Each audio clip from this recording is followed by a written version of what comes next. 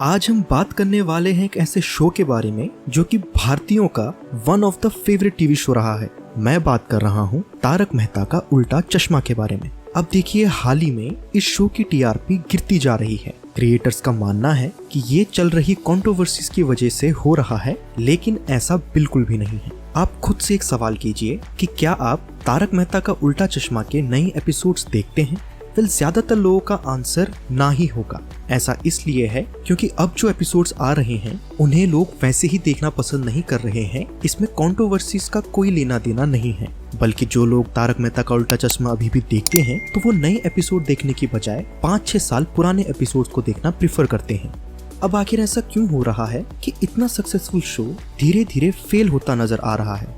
इसी बारे में मैं कुछ ऐसे पॉइंट डिस्कस करने वाला हूँ जो मुझे लगता है कि इस शो के डाउनफॉल के लिए रिस्पॉन्सिबल है। सबसे पहले मैं बात करना चाहूंगा नए एक्टर्स के बारे में।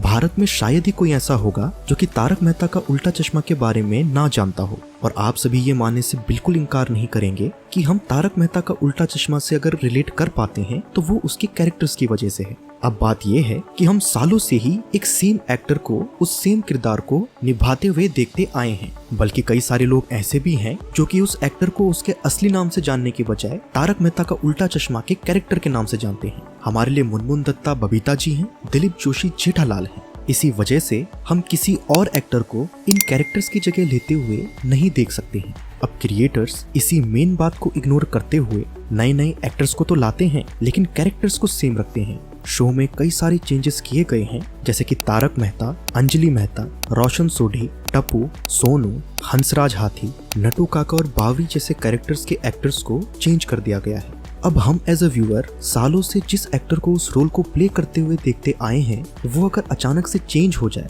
तो साइकोलॉजिकली हमारा मन नहीं करता है उसे देखने का। ये one of the most crucial reason है जिसकी वजह से तारक मेहता का उल्टा चश्मा लोग कम देखना प्रेफर कर रहे हैं। अब दूसरा रीजन जो मुझे लगता है वो है कॉन्सेप्ट। जिस दौर में तारक मेहता का उल्टा चश्मा शुरू हुआ था, उस समय सारे सास बहू वाले सीरियल्स आया करते थे, जो कि अबंडेंस में होने की वजह से लोगों को कुछ हटके चाहिए था, और यही हटके कॉन्सेप्ट तारक मेहता का उल्टा चश्मा लेकर आया। तारक मेहता का उल्टा चश्मा में एक सोसाइटी थी जिसमें कि अलग अलग कल्चर एंड ट्रेडिशन के लोग रहते हैं, और यहाँ आए दिन कोई ना कोई मुसीबत आती रहती है जिसका कि पूरी सोसाइटी मिलकर सामना करती है। और सबसे बड़ी बात तो ये थी कि इसके क्रिएटर्स कॉमेडी में किसी भी तरीके का कॉम्प्रोमाइज ना करते हुए एंड में एक सोशल मैसेज जरूर देते थे, और इस वजह से लोग अपनी फैमिली के साथ इस शो को देखना प्रेफर करते थे, और साथ में इसकी वजह से बच्चे कुछ अच्छा सीखते थे। लेकिन अब क्रिएटर्स सिर्फ सोशल मैसेज ही देते जा रहे हैं, बल्कि अब कॉमेडी इतनी ज्यादा कम हो गई है कि जहां पुराने एपिसोड्स को हम जितनी बार भी देख लें हमें बोरियत महसूस नहीं होती है, वहीं नए एपिसोड्स को पहली बार देखने में ही बोरियत जैसा फील होने लगता है। ऊपर से जो तारक मेहता का उल्टा चश्मा की कहानी है वो अब रिपीटेटेड लग रही है, जैसे कि पोपटलाल की शादी हर बार होते होते टूट जाती है और सुंदर हर बार जेठालाल को चूना लगाकर चला जाता है।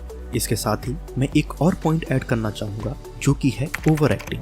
पहले के एपिसोड्स में आप देखेंगे तो एक्टिंग टू द पॉइंट लगती थी और कैरेक्टर को एक कॉमिक की तरह प्ले किया जाता था, लेकिन अब ये एक्टिंग धीरे धीरे ओवर एक्टिंग लगना शुरू हो गई है। अब एक्टर्स कैरेक्टर को और कॉमिक बनाने के चक्कर में इतनी ज्यादा ओवर एक्टिंग कर लेते हैं जो कि देखने में काफी ज्यादा अजीब लगता है। अब इसमें हम एक्टर्स की गलती नहीं कह सकते हैं, क्योंकि एक्टर्स को जैसा डायरेक्टर्स कहेंगे वो उसी तरीके से परफॉर्म करेंगे। तो इसीलिए अब मैं हाईलाइट करना चाहूंगा मोस्ट इम्पोर्टेंट रीजन को जिसकी वजह से ये शो फेल होता जा रहा है, जो कि है इसके क्रिएटर्स।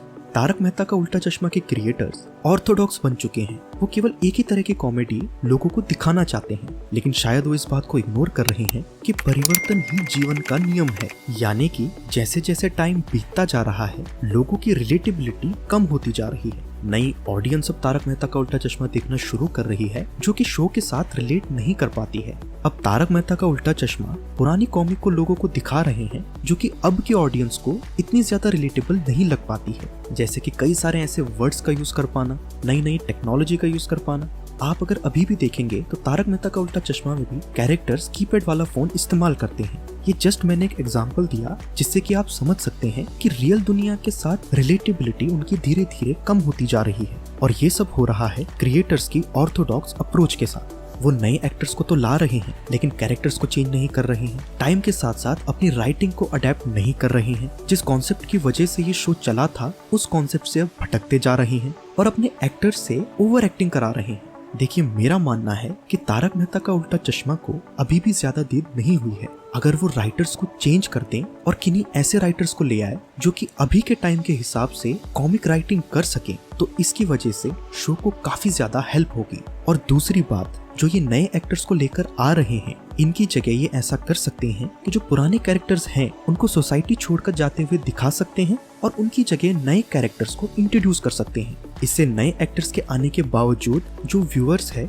उन्हें फर्क नहीं पड़ेगा, प्लस राइटर्स के पास और ज्यादा फ्रीडम होगी अपने राइटिंग स्टाइल्स के साथ नए नए एक्सपेरिमेंट करते हुए नई स्क्रिप्ट और नई कॉमिक प्रोवाइड करने की। तो आखिर आपको क्या लगता है कि तारक मेहता का उल्टा चश्मा को ऐसा क्या करना चाहिए कि वो पहले की तरह अपनी टीआरपी को ऊपर की तरफ ले जाए? अपने सजेशंस मुझे कमेंट सेक्शन में जरूर बताएं। तो मैं मिलता हूँ आपसे नेक्स्ट वीडियो में फिर किसी इंटरेस्टिंग टॉपिक के साथ। ये वीडियो पूरा देखने के लिए धन्यवाद।